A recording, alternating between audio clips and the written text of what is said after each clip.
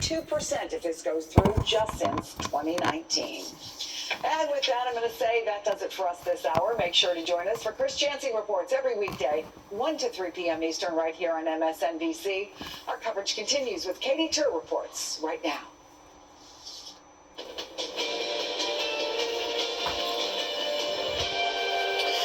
Good to be with you. I'm Katie Tur. We begin with that breaking news, which means guns are again our top story today. This time we're looking at Memphis, Tennessee, where the Shelby County Commission just voted to send Justin Pearson back to the Tennessee State House. You can see he's addressing supporters right there. His colleague Justin Jones was reinstated Monday. Both were protesting for gun reform after 3 kids and 3 school staffers were shot and killed by someone who legally bought the weapons and used them to murder school children and teachers. And both lawmakers were expelled from the state government for speaking out. Republicans said it was because they lacked decorum on the House floor. The backlash to the GOP decision has been so intense, it's only helped to fuel the debate on guns in Tennessee. And now the southern state's governor is actually pushing for some gun reform. Governor Bill Lee signed an executive order on Tuesday strengthening background checks, and he's now calling for GOP state lawmakers, the same ones who expelled Pearson and Jones, to pass a red flag law. Let's first listen to Justin Pearson.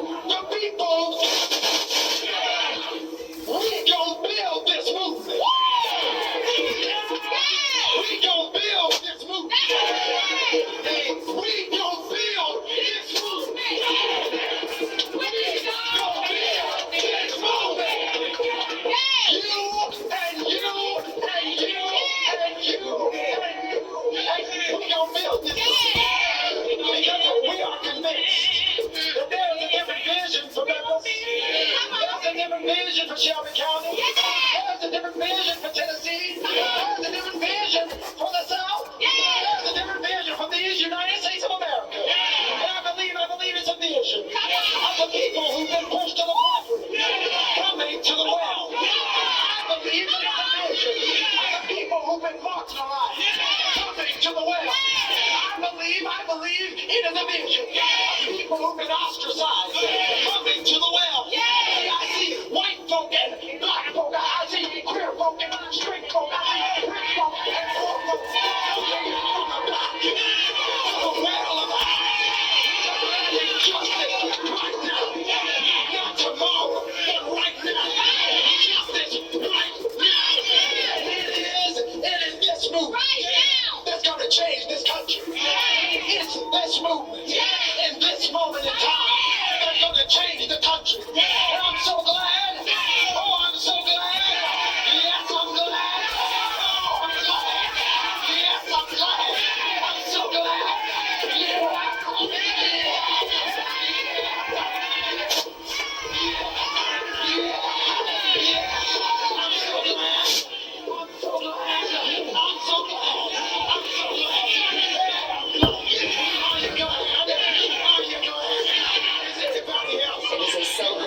Clearly on the steps there in Shelby County, the Shelby County Commission that just again voted back Justin Pearson to the Tennessee State House. Again, he is the second person, or the other expelled representative to be voted back into the State House. Justin Jones was voted back on Monday. Again, this is already meaning change down there in Tennessee. Part of what we've been seeing, all of this uproar over these expulsions, the protests in support of these 2 men, but also the protests for gun reform, now means that the governor of Tennessee has signed an executive order expanding background checks. He's also calling for red flag laws. Justin Jones spoke to my colleague Andrea Mitchell a little bit earlier today about that. The governor will not be taking this step forward without the actions and demands of these young people showing up at the Capitol by the thousands. And so I think this is a first step. I talked to the chief of staff this morning and I said, we want continued good faith negotiations to get a ban on these assault weapons, a ban on high-capacity magazines, universal background checks. There are many more steps that we need to take to make sure that our students and children are protected in these schools and our community as a whole. And so my message to the governor is that this is a good step forward, but there's much more work to do, and that this is just the beginning and it should not be the end of our negotiations. Joining me now from Memphis is NBC News correspondent Katie Beck and Tennessee Lookout Editor-in-Chief Holly McCall. Thank you very much, ladies, for being here. So, Katie, let's talk about this vote. It just happened. Pearson is now back in the Tennessee State House. You're there. Talk to me about it. Well, Katie, this vote, just to be clear, there are 13 commissioners that sit on the Shelby County Commission. There were 7 of them, a unanimous decision, all Democrats that voted Pearson to be reinstated. The other 4 Republicans that are on this commission did not show up today, and 2 other Democrats happen to be out of the country. So he needed a simple majority. He certainly had that, and I think that going into the meeting today, there was a high level of confidence this was going to be their decision. But just to sort of put some perspective on the issue, there were 4 Republicans who stayed home from this vote today. The goal now, I think, there's a lot of excitement. There's a lot of momentum. As you can see, a crowd of 300 or so has gathered behind me. These folks started with Pearson earlier today at the Civil Rights Museum and then marched here just ahead of this meeting. The commissioners we spoke to said they wanted this to be an expeditious decision. Yesterday, the day before in Nashville, putting Jones back took less than 5 minutes, and these commissioners said it was their goal today to beat that number. They wanted this to happen quickly. So before they even took public comment, they sat down and took that vote, decisively deciding that he would be sent back to the State House. Now, keep in mind, this is a temporary reassignment and interim level basis. They're going to have to both now face a special election in coming months to keep that seat. And they will both be tomorrow back on the floor of the Tennessee House. It will be the first open floor session since this reinstatement. So it'll be interesting to see the reaction from Republicans tomorrow. It'll definitely be interesting. Holly, talk to me about how big of a story this has been down there in Tennessee. Well, Katie, clearly this has been one of the biggest stories that Tennessee has had in years in terms of politics. This is the 3rd week that this has been going on. It was 3 weeks ago Monday that we experienced a tragic mass shooting at Covenant School. It's been less than a week since these young legislators were expelled. We've had national media descend on the state.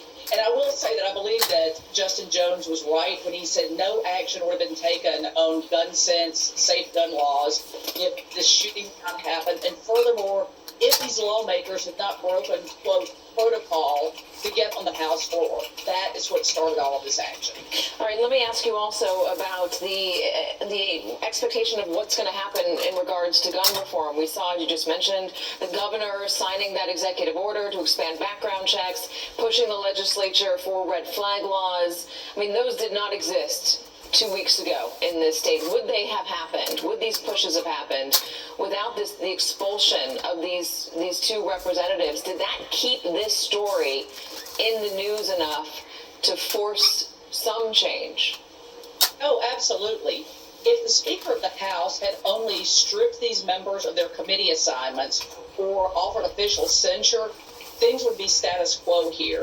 Now the governor has signed this executive order on background checks, but I will tell you, I don't think this legislation he's pushing on red flags laws is going to pass. I will fly to New York and buy you lunch if it does. But the Tennessee Firearms Association, the state wing of the National Rifle Association, has already put out a very strongly worded letter today. And the governor has not worked his legislature the way some governors have in the past. I don't think that legislation is going to pass. Well, let's listen to Bill Lee on that legislation. Here's what he said yesterday after he signed that executive order. This is not just about school shootings. This legislation would impact the broader community, and it would impact people who are a danger to the broader community, not just to schools and children. Situations like what happened in Kentucky yesterday might be averted by a piece of legislation that we're talking about delivering today. So we're some time, obviously, before the next election cycle, and there's always room for this to fall into the background, but we are seeing these mass shootings so often right now. I wonder, you said the National Rifle Association's getting involved, but I wonder if there's been a change in the appetite among just the average Tennessee voter about what they want from their state house and what they want on guns. You know, there are a number of national and statewide polls that show that most Tennesseans and most Americans do favor common sense gun measures like enhanced background checks, red flag laws. Those are the bare minimum. I don't know that we will still see a lot of turnover in the next election cycle in 2024 in some of these state house seats. I think we'll probably only see a shift of a few seats. But if we have some decent Democratic candidates, some strong Democratic candidates who run on this, we might be able to pick off a few of those seats here. I think the bigger change is likely to come in about 10 years when some of these young voters who have known nothing but mass shooter drills, when they are able to vote and they are fully participating in civic life. Well, I wonder how many more mass shootings we'll experience in 10 years before those voters get in there. All right, Holly, thank you very much for joining us. I appreciate it. And stay with us because we're going to be joined by Michael Lowry, the chairman who called today's vote on Pearson. He's going to explain what happened today and what message he's hoping to send. We'll also be looking ahead to 2024. Another major announcement today in the Republican Party and another major dig at the front runner, what Tim Scott is telling voters and what Nikki Haley is telling donors. First, though, we are going to stay on guns. As we said, Louisville police released the body cam footage from Monday's massacre when a person legally bought a gun and decided to kill his co-workers. Could we be approaching a tipping point? Or are we going to have to wait another 10 years, as Holly was just saying? We're back in 60 seconds. No, they're not tipping. No, they're not touching off on a tipping point. And the reason being is because guns are not killing people. People are grabbing up the guns to be able to kill the people. It just so happens killing somebody with a gun is more convenient than going in there with a club or a knife or a machete or even doing something even crazier like McVeigh done towards blowing up something. The spirit of evil has infiltrated this great nation to the point that people now are full of hate. They're hate mongers. And they think whatever that they think in whatever form that they're thinking. But basically the law has lost its better edge whenever it comes to fully persecuting these people that commit these acts to the fullest extent of the law pertaining to capital punishment. Once more, we're under a siege. It is a spiritual siege. And until we see a spiritual awakening, until we see a spiritual revival, until we see men and women's hearts be conformed, we will not see a diminish in the gun violence. If anything, they better hope and pray to God that nothing happens to that individual that they had on news a while ago that was basically beating his chest and celebrating the fact that he's in the process of getting his job back. If anything, they better make sure that nothing happens to that individual, because if it does, something similar towards what happened to Martin Luther King, it will start massive riots all over this country. And the way that the majority of the people in Tennessee feel, I've been raised up with them all my life. Not all of them are like this, but the way that the majority of them feel towards allowing for this to go on, they will be deeply, deeply affected by this. Some of them will be outraged by this, and some of them will actually go on some sort of a hunting spree in trying to find these individuals. They have no idea the danger that they just put them in by putting them on the news like that and then showing them beating their chest the way that they was beating their chest. That is going to be a very, very insulting thing for a great deal of the white Tennesseans and possibly even some of the black Tennesseans. I don't know. But the fact of the matter is they did stand up for the right purpose.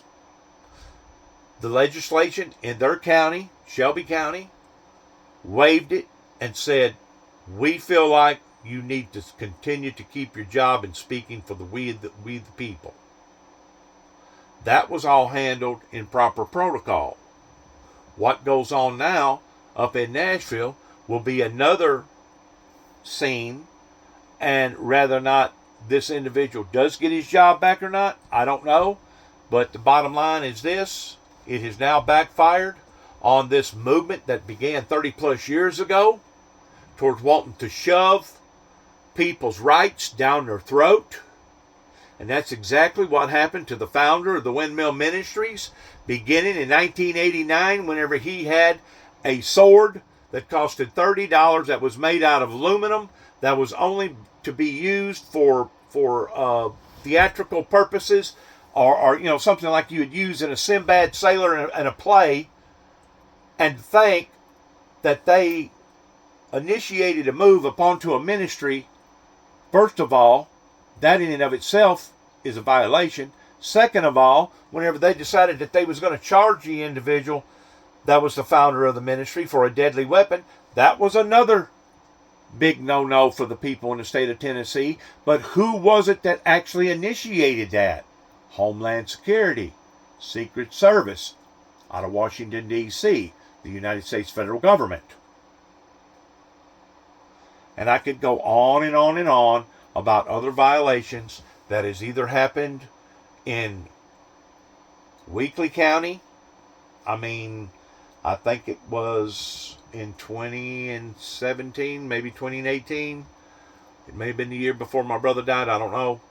I'd have to look at the video, the data to get the proper date. But I went up to Dresden, Tennessee, in the seat that I live in, right here in Weakley County. I asked the city mayor, because I felt like, because I was wanting to speak at the courthouse, I felt like that it was the city's responsibility on giving me the green light, in which it was. And the reason why it was, because I was not actually on the courthouse grounds. If I was on the courthouse grounds, that would have meant the county. The courthouse don't belong to the city. It belongs to the county. Because I was on the streets right next to the county seat, that should have been taken up with the city. So in actuality, I was within my rights towards speaking. But I hadn't been speaking but maybe 15 or 20 minutes. Like I said, I got it all on video. I'd have to find it. But I was basically raided, stopped, and told, shut it down. Shut it down or we're going to shut you down. Even though I was out there without any... I may have been out there with a loudspeaker. I need to refrain from that. I was out there with a little small foghorn or boghorn or whatever they call it. But it was a very, very small one. It wasn't a big one. It wasn't attached to no super mic. It wasn't attached to no type of big speaker. Once more, I got permission from the city of being able to go out there and speak. But yet now, I was told to shut up.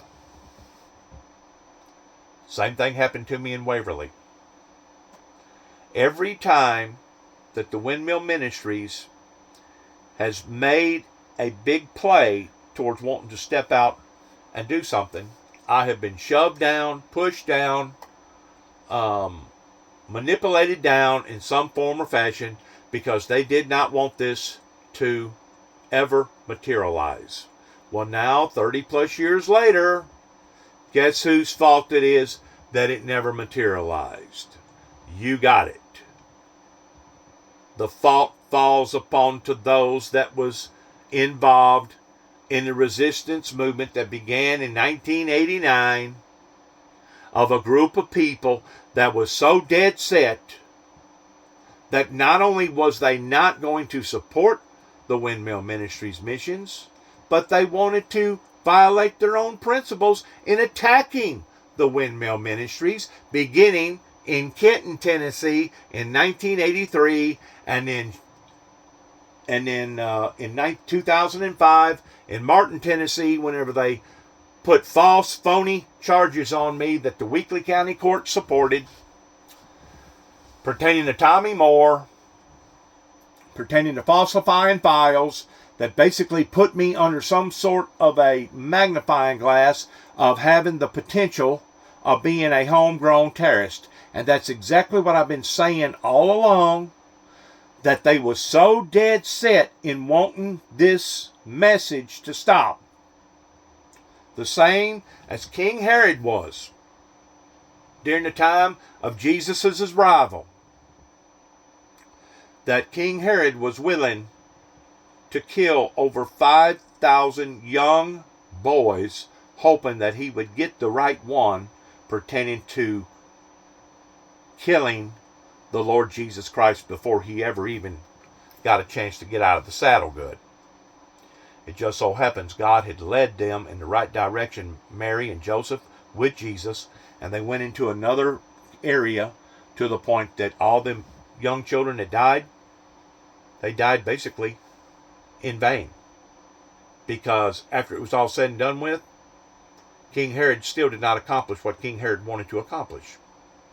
And it's going to work out the same way in my particular situation, even though they didn't put out no type of execution of killing anybody that had the name of Dennis or Dennis James Jackson or anybody that supported Juby. Even though they didn't put out no action like that, what they did do is agitate and aggravate, persecute, prosecute, demonize, and dehumanize my life for the past 30 some odd years. So whenever I see stuff like this happening, of those that wanted to violate their own constitution by violating the founder of the Windmill Ministries, I look at it and say, well, you know what? They brought it upon themselves.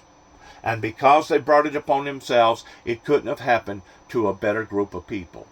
Now, those same people today, 30 some odd years later, since Nine Tapes went to the White House, since 1988, still has yet to make a confession of them being wrong, still has yet to get any type of apology from Madison County, Tennessee, still have yet to get any type of apology from Martin authorities, still have yet to get an apology from the Weakley County courts, and still have yet to get an apology from the mayor, from the governor of the state of Tennessee, towards him putting out an order towards basically banning me from all federal facilities whenever I was out in Oklahoma City, Oklahoma in 2009 doing my own investigation journalist research. Still have yet to get any type of formal apology from LBL. Still have yet to get any type of formal apology from Trigg County, Kentucky. Still have yet to get a formal apology from Livingston County, Kentucky. Still have yet to get an apology from the people that initiated the search and procedure towards basically impounding my automobile. I don't know what county it is, but it's in Paducah, Kentucky, where WPSD put it all over their news whenever the dam got shut down in 2007. Still have yet to get an apology from the city of Oklahoma City, Oklahoma. Still have yet to get an apology from the state of Oklahoma because of me going in, rolling up my sleeves, and figuring out that there was no way humanly possible that a Ryder truck with 3,000 pounds of ammonium nitrate could have done that type of damage. Still have yet to get an apology from the United States government, beginning with Ronald Reagan's administration, beginning in the White House, of what they didn't do that they should have done, but then used Homeland Security to actually chastise, demonize, dehumanize the founder of the Windmill Ministries in putting us where we are today in the year 2023 and seeing all this corruption and all this violence and all this you know what. Still have yet to get an apology from Randy Brundridge whenever I first come back here. Whenever I was a member of a church that he was a member of a church at. And at the time, he was working with the church towards being part of the deacon body. Central Baptist Church up here in Martin, Tennessee, right beside Westview. Still have yet to get an apology from Randy Brundage. Still have yet to get an apology from the preacher. That I think is still the preacher over there, because I seen the music director that I was working under at the time towards working with the choir, and he did have enough decency about him that he did speak elegantly to me when we met in Walmart. Still have yet to see the deacon board in Central Baptist Church in Martin, Tennessee come together towards coming out with a formal apology towards what that they had done, simply because I was going beyond the boundaries of Central Baptist Church towards issuing out various gospel messages to other people in other places, and because they seen it as it being shameful and disgraceful, they decided that they was going to call the police out there, that once more I've got proof of. There's no way for them to deny this.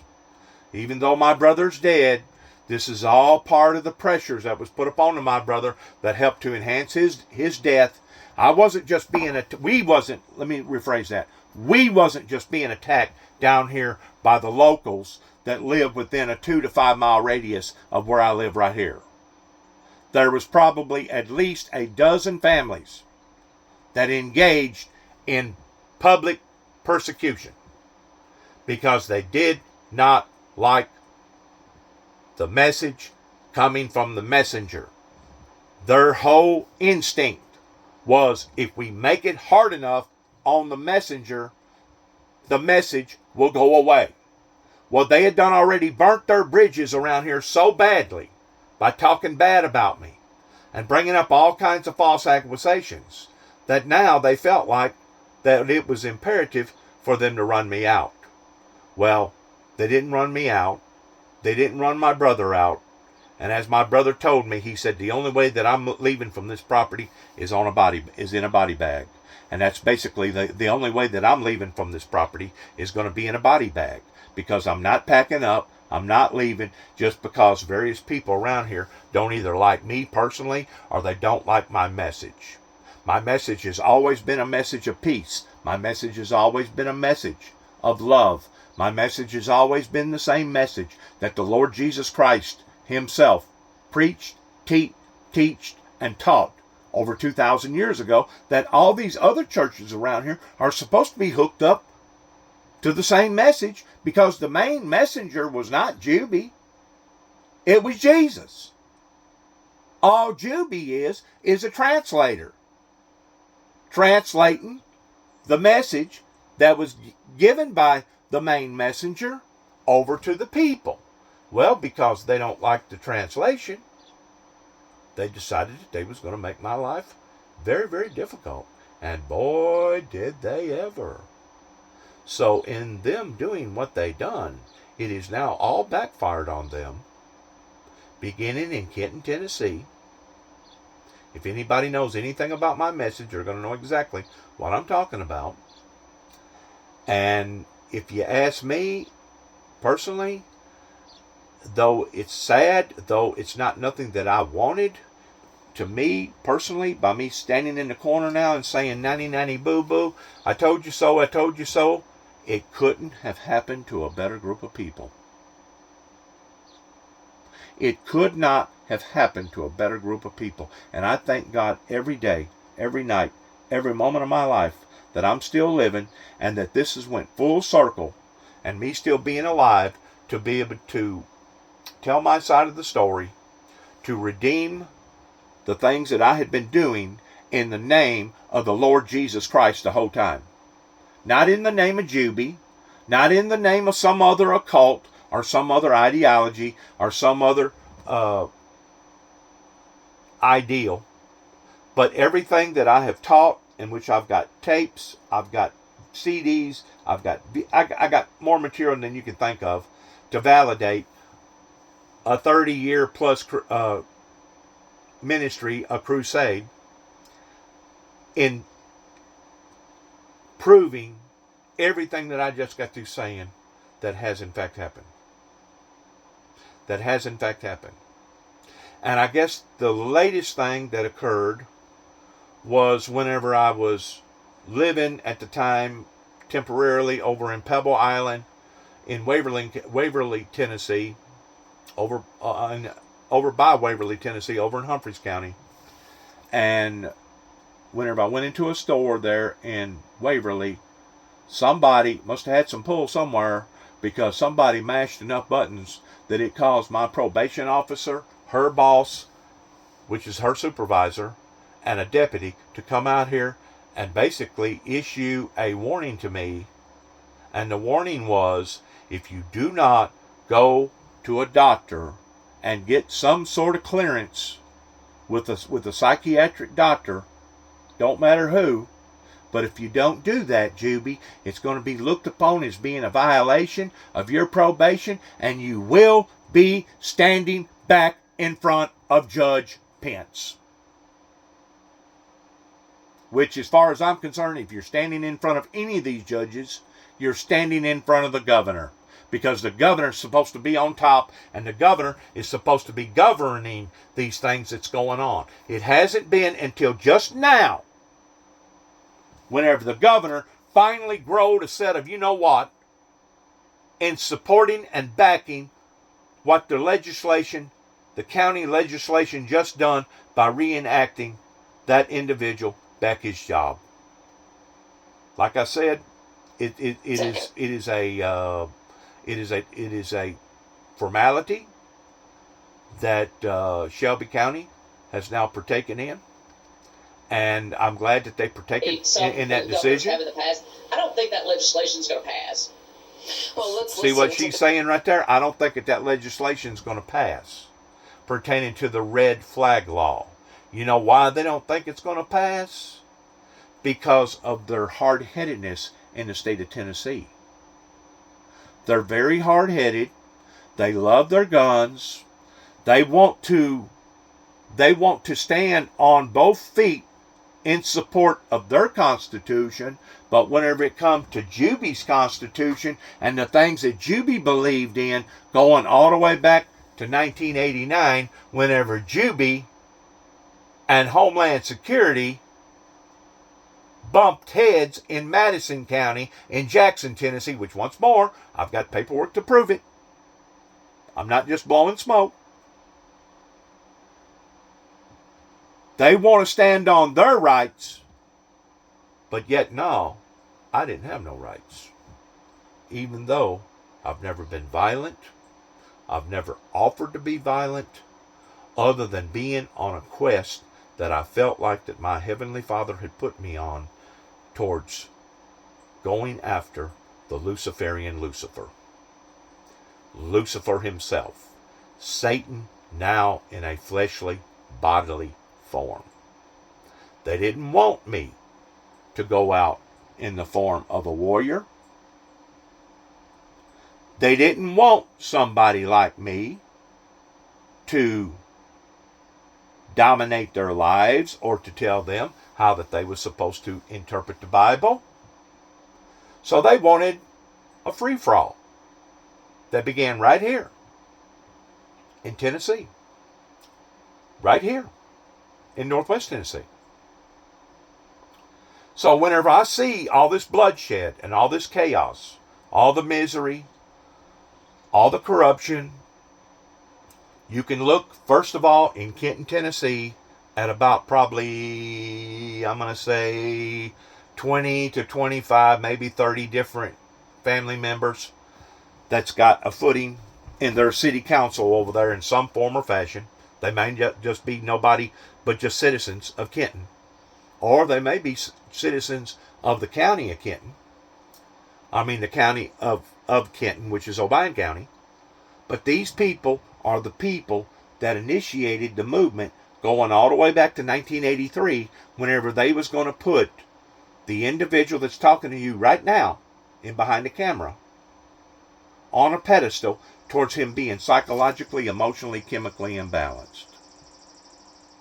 And the person that should have been put on the pedestal of being psychologically, chemically imbalanced should have been my biological father, James Robert Jackson. And if we was to grab up all these people and make them go to court that's local around here that knows my family, and have them raise their hand towards being sworn in, I promise you the majority of them would have to say the very same thing that I just got through saying, that instead of it being Juby Jackson, the son of Bobby Jackson, that needed to be put on a pedestal towards somebody that was psychologically, emotionally, chemically imbalanced, that it began with his father. Now, there'll be a few of them that will lie. And the reason why they'll lie is because they're shameful of their actions, because of the things that they didn't do that they should have done, going all the way back into that time era. I don't hold no grudges against those people. You know why? Because the Bible says, vengeance is mine, saith the Lord. And even though those people don't want to come clean in this lifetime, in the lifetime to come, there will be some very, very serious questions asked. And they won't be asked by me. They'll be asked by God. And in that questionnaire, if they do not have some reasonable, solid, good answers, beginning with Damian Cross over in Kenton, Tennessee, along with the Neals and the other 20 plus families that's over there that want to call the shots towards everything that goes on over there in that town. If they don't have reasonable answers to reasonable questions, it could very well cost them their soul. And I know exactly what I'm talking about whenever I say what I'm saying. Because accountability begins at the house. It begins with the individuals that took a part in this resistance movement. And as far as I'm concerned, whenever I come back here in 2014, all this stuff had boiled. All this stuff had been haggled. It had been talked about. It had been debated. It had been discussed. Whenever my brother and I first come back here, I wanted to plant an ice garden. And then after I got it up and going, or after God got it up and going, which was one of the most prettiest gardens that I've ever seen grown on this property, David lost complete interest in it. And I thought to myself, wow, that's not like David. David was raised up on a farm. David realizes the potential towards fresh tomatoes and fresh beans and fresh okra and fresh corn on the cob and fresh this and fresh that. Why would he now not have no interest with this type of nutrition? Well, after the sweet corn got tall enough and big enough to pull, I think in total I had like maybe 300 or 400 ears of corn. And I was going to do the neighborly thing. And I started driving around in my truck with all that fresh sweet corn in the back of my truck, knocking on people's doors, saying, help yourself. Get all you want. And not 99%, but 100% of the people that I knocked on their door, including Lenore Willis, that took my mother to work for 20 plus years over in the same factory over in Greenfield, they all said, we don't want your sweet corn, Juby. Matter of fact, we'd rather you just leave.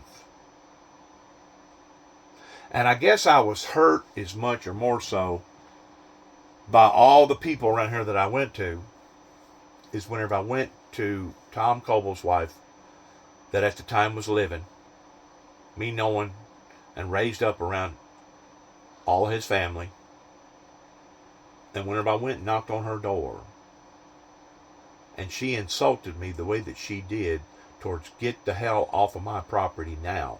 No, we don't want nothing from you. I knew then that something had been mustered up about Dennis Jackson during the time that Dennis Jackson wasn't around here to defend his actions. pertaining to the calling that Dennis Jackson felt like that God had placed up into his life, going all the way back to 1988, whenever 9 tapes was made and given to the White House. I knew then that there had been a tumult formed pertaining to a movement. And in that movement, they had done already discussed in what that they was going to do and how that they was going to do it if by chance I was to come back. So in order for my brother David to have any kind of life at all, because they was already growling at the hymns about him as well as my dad, because you're guilty by association in these little towns. I told David, I have no means of coming back there. I'm not going to come back there and tell everybody the same story that Juby ain't coming back. Well, whenever David, my younger brother, told everybody that around here, they accepted it towards it being the truth. And at the time, whenever I did say that, that was the truth in my intentions. Sometimes the best intentions between man and beast go astray. Whenever I went up into North Carolina in 2014 and I prayed and prayed and prayed about 7 or 8 or 9,000 feet above sea level, up towards on the other side of Robinsonville, North Carolina, I come back with a substantial answer from God. Juby, I want you to go back to Northwest Tennessee. That's whenever I purchased a trailer over in North Carolina and hired a mover to move it over here on this property in 2014. And that's basically whenever the plan of action started with the Ridgeway family and the Sheffield family, and then it spread abroad to all these other families towards basically putting Dennis Jackson as well as David Jackson on a hit list towards basically being hunted, tormented, and destroyed. Well, these demons that I was fighting, and my brother and I was fighting right here locally within a 5-mile radius, they wasn't just coming out of the woodwork here in this area. They was also the demons that we was dealing with up at the courthouse that wasn't doing their jobs. We was dealing with the demons that at the time, under the pretense of Mike Wilson, that they would come out here, they would fill out paperwork, but then we would go to court and Mike Wilson would toss it over to the judge, and then the judge would toss it over to Mike Wilson, and all they was doing was playing us. Playing both sides against the middle is what they was doing. It's not my responsibility. Oh, it's not my responsibility. Oh, it's not my responsibility. It's his responsibility. Playing us. They thought for fools. They thought for fools. Just like Randy Brundridge knows darn good and well that I would have not went into that Baptist church without having permission from the guy at the time. I don't even know if he's still working for Channel 11 News there on the UTM premises. But there's no way that I would have went into that church towards using their equipment unless I had permission. But to hear them talk, I busted into that church. And I violated all their principles by not getting permission and going up into the loft and using some of their equipment towards making extra CDs, according to them. Well, whenever I had some static activity that went on over in Union City, that floated back to Central, pertaining to Mr. Black, Steve Black. That was my Sunday school teacher. And between Mr. Black, Mr. Brundridge, and 2 or 3 other ones in there that wanted to rule the roost, rather than them telling me in a very elegant, professional way, Juby, we rather you not come back. there's some things going on in your life that we disapprove of. They had to make a big showing. They had to call the police. Well, anytime the police is called, there's public records of that. So Randy Brundridge and Central Baptist Church basically hung themselves whenever they initiated the police. The same way with First Baptist Church in Martin, Tennessee. Whenever my brother and I first went there on Easter, I believe it was the first year that I come back in 2014. May have been 2015. I think it was 2015. We got these letters, and both of them was identical towards how much that they appreciated us. And Lord God, we was welcome to come back anytime, and that anything that we needed to let them know. Well, once that demon put out all them lies all over Martin, Tennessee, especially with their local, I think they call them a bolo, on their radio waves, I go up to Martin, going to church, and not only was I asked that I wasn't welcome there, but they made the same mistake. They contacted the Martin police. And now they made it official that I had been told that I was no longer welcome in First Baptist Church.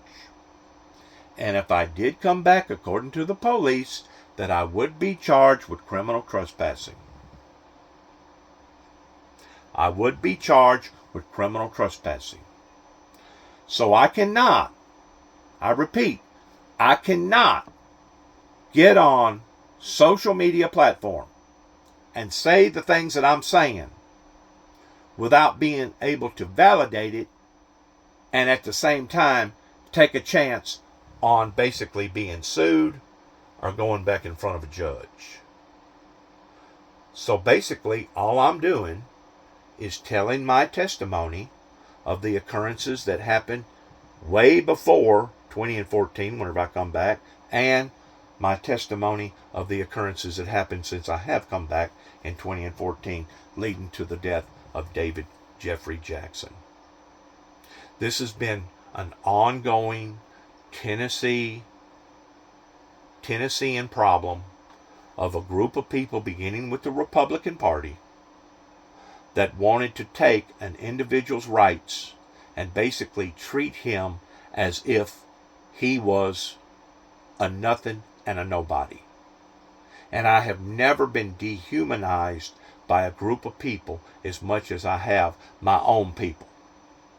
But on the other hand, it validates what Jesus taught about your own people, that your enemy would be within your own party, your own people. And these was the people that hung me out to dry. These was the people that made up all these lies. These was the people that was dead set that they wasn't going to accept the message that Jibby was preaching, because they was so concerned about the latter part of Revelation chapter 6, beginning with the second seal, the red horseman, verses 3 and 4. They was more concerned about the latter part of the verse than they was the first part of the verse pertaining to peace upon to the earth. They didn't want peace. They did not want peace, and you can't tell me that their comprehension should be just as good, if not better than mine, because a lot of these people that I'm talking about has went to school. They not only graduated, but they got diplomas. They're supposed to be certified in being smart. I never did even get a graduate diploma. I'm a dropout. And if I can read the Bible and interpret it correctly, how come they can't? I'm going to tell you why. Because their souls is not where their souls should be. And because of it, they have tried everything in the world towards trying to stop the millennium that it talks about in the book of Revelations that I had absolutely nothing to do with 2,000 years ago. Had absolutely nothing to do with 2,000 years ago. So, who has jinxed who? Who has cursed who? I think they need to look in the mirror at themselves. Because this resistance movement has costed innocent lives and is still costing innocent lives pertaining to all the gun violence. Who would have ever thought? I never would have thought it. If you'd have told me whenever I moved down to Tennessee in 1967 as a young lad that things was going to get in the shape that they're in right now, pertaining to all the killings, all the indebtedness, all the drugs, all the suicides, all the illegal immigrants coming over here, all the problems from A to Z. If somebody would explain that to me, I would have looked at him and called him a bald-faced liar.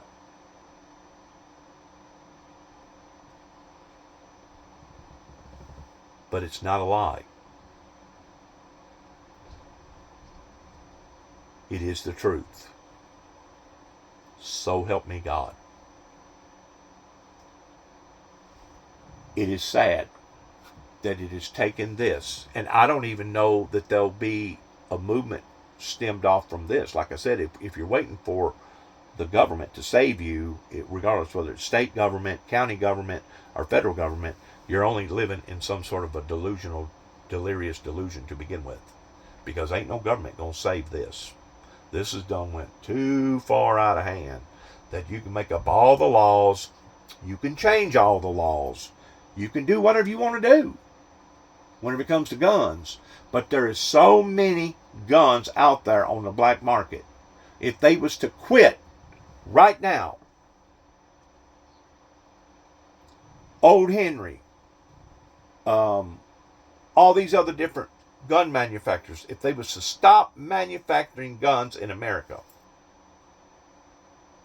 and basically ban all guns coming from other countries into America, there's enough guns right now on the streets, in people's homes, buried in basements, etc. I mean, the Coca-Cola man over here had over $100 million worth of guns.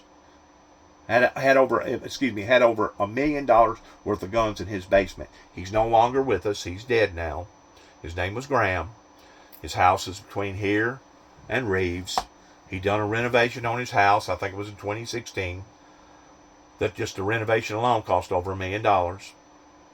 But I was told that any time that the governor come down here, whenever that man was still living, that he was one of the first people that the governor went and visited. Because these yahoos has that type of power. Or they believe that they do. And that's the reason why the woman that you just got through listening to, let's play it one more time. On that let's back it up. Let's back it up. Back it up. And the governor has not worked his legislature the way some governors have in the past. I don't think that legislation is going to pass. And that's the reason why. That's exactly the reason why. Because we still live in the South. That's a bunch of yahoos on a buddy-buddy system. And like the Coca-Cola man, and that's just one individual that I can name. I can name off, God only knows how many people, in which I'm not, that I know for a fact has many, many, many guns. Some of them has safe houses made. Some of them has basements. I mean, it's a Yahoo state, fundamentally speaking, within our legislation. And to change legislation means that you're going to have to change the way that the Tennessee people think. Keep in mind, it was Tennessee that are certain people in the state of Tennessee at that time that had Martin Luther King killed. They wasn't going to have a black man telling them what to do. That's the reason why I say what I say about these legislators, these young boys, young men, not boys, but young men, that had been disbarred from the body up there in Nashville. That if something was to happen to them at all, in a bad way. In the Tennessee State House. You're there. Talk to me about it. Well, Katie, this vote... It would literally start riots, the same as it did whenever Martin Luther King was assassinated. So they need to put all that stuff into account whenever it comes to protecting these people's lives. Who knows? Maybe the governor himself may have stuck his neck way out whenever he was willing to back that, and he wasn't going to back that until Shelby County done what Shelby County was going to do in Memphis, Tennessee. Because I guarantee you, if Shelby County did not do what they done, that governor that's sitting in that seat right now up there in Nashville would not have done what he done. They was waiting for support. Well, Memphis, Tennessee knows exactly what I'm talking about as far as it being a Yahoo state. And there's pockets, not just in Tennessee, but there's pockets throughout this country. Some people are just as much prejudiced against the blacks as the blacks is against the whites. You got the North that still has hard feelings about the South. You got the South that still has hard feelings about the North. They ain't never buried it. They ain't never put this to rest. I'm telling you, Tennessee is a hardcore state, and you got to put in perspective the seeds that was planted during the Civil War with Nathan Bedrick Forrest. Even though Nathan Bedrick Forrest denounced and said that he was sorry that he ever got associated with KKK, you got to keep in mind that the KKK was formed right here in the state of Tennessee. And to this day, proof is in the pudding, the way that you got one group of people that sits on this side of the aisle that's all black, while another group of people sits on the other side of the aisle that's all white. Or you bury all the whites over in this part of the cemetery and all the blacks over in that part of the cemetery. They still are holding on to old traditions and old methods that was created 100+ years ago. And they'll tell you, oh no, it's all about heritage. It's all about heritage. It ain't about heritage, I promise you. It's about holding up that in which what was wrong, which was hate, during the time that the South obviously was misled in doing what the South done. Not everybody was for slavery.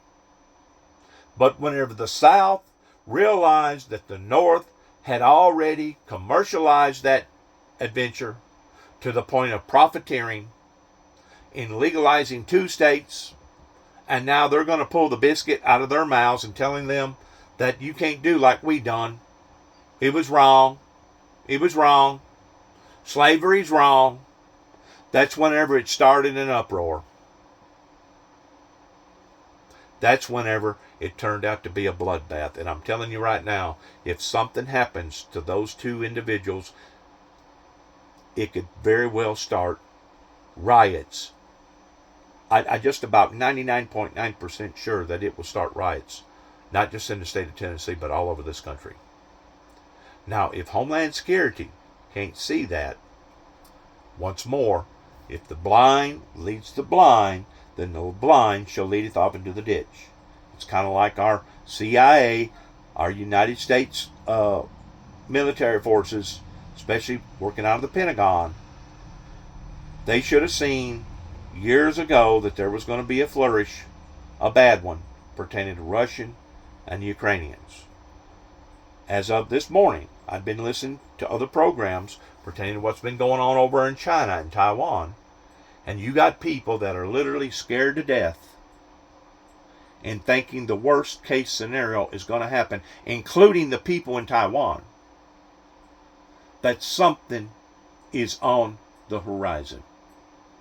And if that occurs, just that and that alone, will have a worldwide, global, consequential effect. Now, what we're talking about here will basically be a domestic, inside effect. But it could lead into something that would even grow even proportionally worser because I've said this again, and I'm going to say it again, that what our adversaries is laying wait to see. They're trying to weaken us with drugs. They're trying to weaken us by being ununited. They're trying to weaken us with all these other sinful activities towards basically no longer having the blessings and the power of God on our side. They're laying wait, hoping that there will be another bloodbath over here, like the Civil War, an all out and out war. And once we become so weakened, that's whenever our adversary will just easily traipse right on over here, and he'll take it over without hardly firing a shot. I don't think that the original Russian concept that we will take America over and never fire a shot, I don't think that it's going to be quite that easy to take America over. But I do think that if they continue to keep drowning the American people with all these lies, manipulating them, bringing all these drugs and all this other stuff, all these guns and all this other stuff, us being torn apart, that it could actually start something that would lead into our enemy actually coming over here and taking America over. I don't think that it would be as simple as just laying down their arms and waving a white flag and surrendering. I do think that there would be somewhat of a bloodbath if a enemy from overseas decided to do something like that. But at the same time, if everybody's already weakened to the point that they're wounded, to the point that they're so weak that they can't even hardly get up and go, will the people, not just in the state of Tennessee, but will the people in the country actually have any other choice other than to be submissive to another regime? This is what God has showed me towards being under a spiritual invasion. And usually a spiritual invasion will eventually reside into a physical confrontation. It begins with corrupted ideals. It begins with wicked demonic spirits towards basically staining the soul of mankind. And once you get so far out in left field, to the point that now we got people that don't know if they're boys, if they want to become girls. We don't know if they're girls, if they want to become boys. We're teaching all this homosexual and lesbianism stuff all in our schools. We're teaching them basically to become monsters and not having to obey the law. And if the parents even so much as raise a finger, much less getting loud or causing any type of emotion with little Johnny, if little Johnny goes out here and commits a mass murder, now we got attorneys and we got psychological doctors that are standing in little Johnny's corner and say, well, you can't distribute capital punishment on little Johnny. Little Johnny had a bad life, and because he had a bad life, he shouldn't be held accountable to the full extent of the law because little Johnny didn't know what little Johnny was doing. I got news for little Johnny. If little Johnny can put on his clothes, if little Johnny knows daylight from dark, if little Johnny knows how to feed himself, if little Johnny knows how to clothe himself, if little Johnny can do all these things, little Johnny knows getting a gun or a knife or a club or whatever and killing another human being is wrong.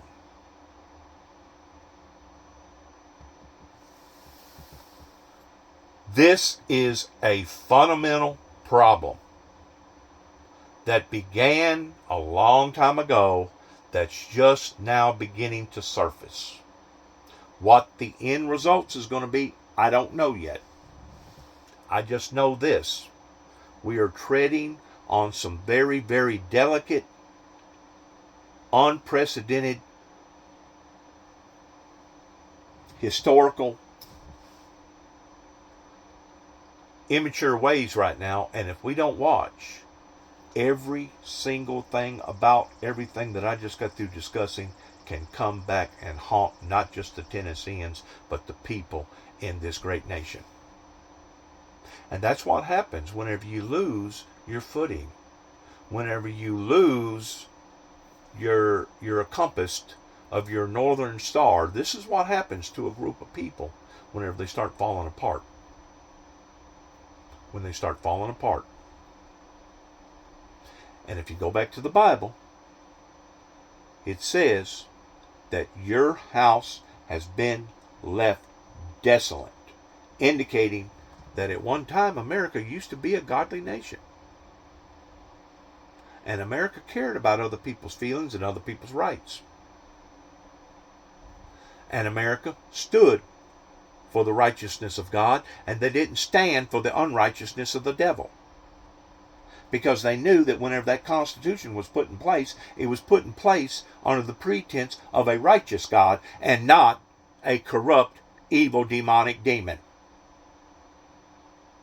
They have went in and they have manipulated our Constitution and turned it into something that it never was supposed to have been to begin with. And because of it, it is tearing this great nation apart. It is tearing my heart apart.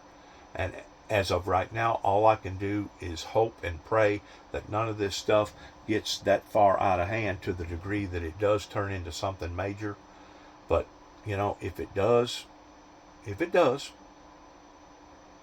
at least maybe there'll be a record of somebody like myself that has put this out on social media platform and trying to warn the people ahead of time, kind of like whenever I sent that t-shirt to the 43rd president long about September, October in 2005. I'd have to look at the paperwork right now to get the exact date. Whenever I sent that t-shirt of a bloody road ahead, you don't think that I seen all this stuff coming about way before 2005?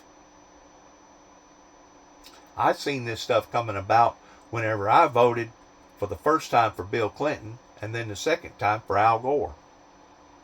I seen it coming from 1990 on. I seen it coming. From 1990 on, once I realized what had been fumigated up in Washington, D.C., and what had been fumigated right here in this community and right here in this state, from 1990, I've been expecting where we are today towards it actually manifesting itself. Didn't have to have a crystal ball. Didn't have to go to college. Didn't have to have a degree hanging on the wall. Didn't have to have nothing but the good Lord and common sense in understanding that America had taken the wrong turn in going left whenever it should have went right. And I'm telling you now, the consequences are going to be dire if we do not awaken and change our course of action. Thank you for listening. Good luck to all of us. God bless America. God bless our endeavors. And most definitely, God bless our un-American troops.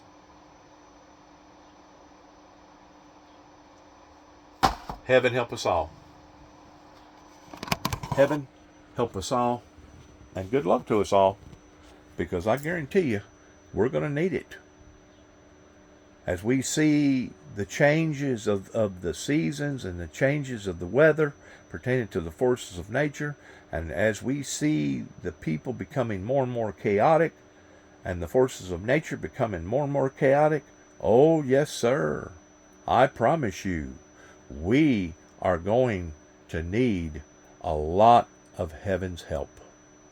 And that's the only thing that's going to straighten this country out, is God. Just like Billy Graham's son, Franklin Graham. I see it all the time on Facebook and different other pages that the only thing that's going to save us is God. And that ain't a fictitious God. It's not a neon God. It's not a makeup God or a false God. It's going to take the real, holy, eternal, living, righteous God to change this nation around. And if we don't get that, my friends, I'm just afraid that we're on our way to our Achilles heel. Thank you for listening, and shalom. God bless.